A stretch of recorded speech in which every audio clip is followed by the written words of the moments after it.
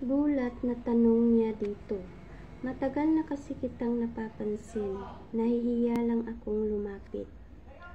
Pauwi ka na ba? Taga Malvar ako. Sabay na tayo? Malakas pa ang ulan at saka wala akong payong. Nahihiyang kinikilig na sagot niya. Ngumiti ito sa kanya, sabay labas ng payong. Ako meron.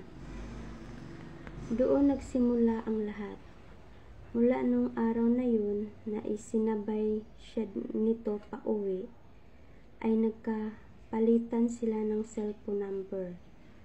Naging magka-text sila. Araw-araw, gabi-gabi. Naging madalas silang magkasama. Sabay silang nagla-lunch pag may pagkakataon.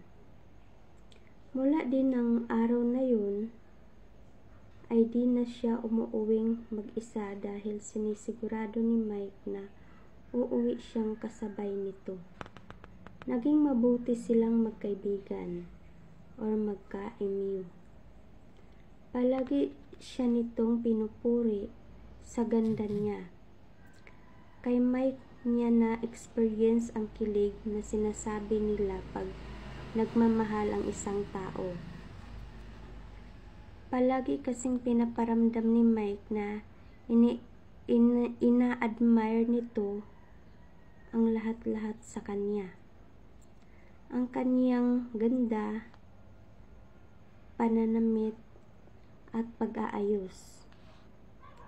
Kaya tuwing may lakad sila o alam niyang magkikita sila, nag-aayos talaga siya ng husto para dito.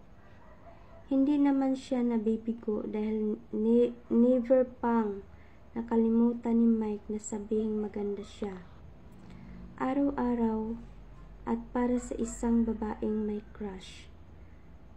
Katuparan na yun ng pangarap ang maging ka-MU ang crush mo. Pwede ba akong manligaw, Leah? Tanong ni Mike sa kanya nang minsang inihatid siya nito sa tanawan mismo kahit nalagpas na yun sa Malvar kung saan ito nakatira. Ha? Liligawan mo ako? Hindi ba joke yan? Tanong niya. Seryoso ako, Leah. Gusto kitang ligawan.